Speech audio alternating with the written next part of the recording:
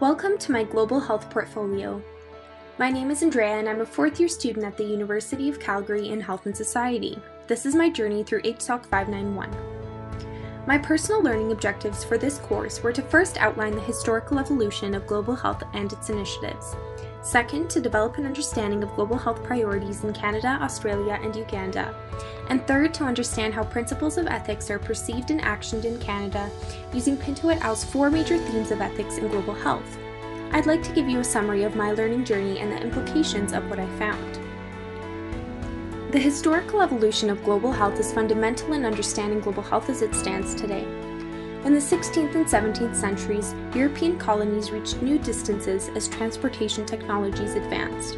With such travel came the birth of tropical medicine, mainly regarding diseases related to poverty and tropical climates.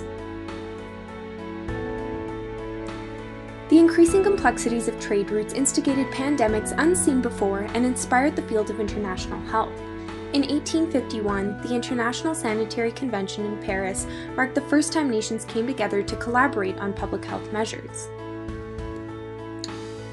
The 20th century was pivotal for the development of the Pan-American Health Organization to coordinate international health efforts.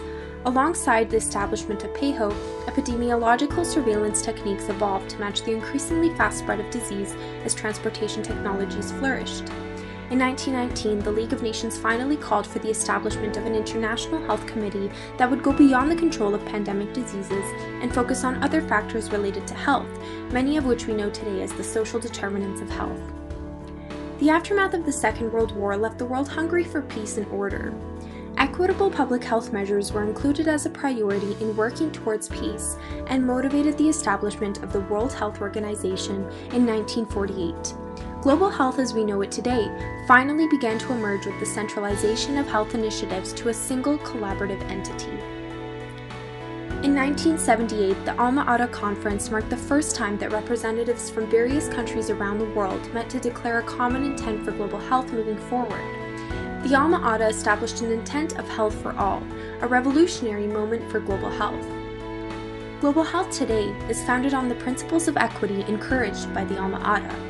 Global health is driven by elements of justice, well-developed disease surveillance techniques, worldwide partnership networks, understandings of the connections between the land, animals, and people, and an emphasis on the social determinants of health, along with many other factors. To address my second learning objective, I looked at global health priorities around the world. I looked at 3 different countries and began to understand how their present-day role in global health is bound by history. I compared Canada, Australia, and Uganda as global health players. Canada's position in global health is as a leader in health innovations and as a supporting partner to nations around the world. Canada's focus on Aboriginal health and emphasis on health equity for all nations exemplifies its leading role in the field. Australia is comparable to Canada as a leader in health innovations and in resources, but has a greater focus on the Pacific Asian regions and specific health issues. Australia and Canada share values of equity and social justice throughout their global health practice. Uganda has a rich colonial history and is an emerging global health leader, however remains focused on disease detection and treatment for pressing health issues of the region, such as malaria or HIV/AIDS. Uganda's partnerships with institutions like the Centers for Disease Control and Prevention have drastically increased capacity in Uganda and improved health outcomes. However, its developing state presses a focus on investments to better organize governance and strengthen the capacity of the societal structure. In doing so, Uganda is developing its capacity to contribute to global health, presenting at international forums and strengthening its voice in the global community. In comparing Canada, Australia, and Uganda, it becomes evident that development and health go hand in hand. The historical forces which have hindered the development of some nations and allowed others to prosper thus continue to perpetuate health inequities and the voice that nations are able to have in global health. As certain countries flourish in development and move forward on their global health capacity, others sit at a standstill and continue to be suppressed by long-standing inequity. In strengthening local capacities through partnerships with countries like Uganda, a stronger and more accountable global health community emerges. With every nation that is enabled to have a voice in the global community, an additional valuable perspective is added to the global health network. Considering the evolution of global health and health inequities that exist to this day, upholding principles of ethics in global health is vital in avoiding a repeat of abuses of power of the past. Pinto et al.'s 4 major principles of ethics are humility, introspection, solidarity, and social justice. Upholding these principles is central to Canada's intent as a global health player. The positions of privilege held by high-income countries at the historical expense of low-middle-income countries places unique considerations on present-day global health partnerships. There is a sense of shared responsibility and interdependence regarding the position of one country relative to another.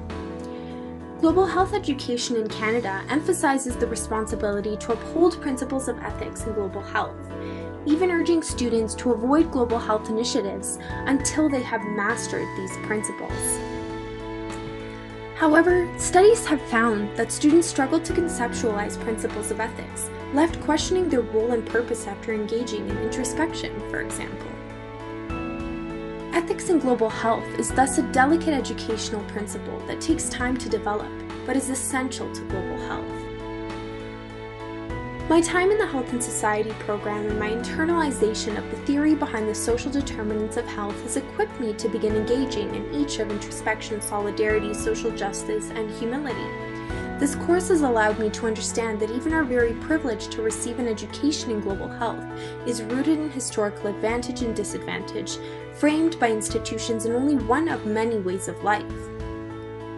And so finally, although we often believe in the universality of ethical principles, as truly ethically competent students in global health, we must also ask, what's important to you? And help nations build the capacity to establish their own ethical principles.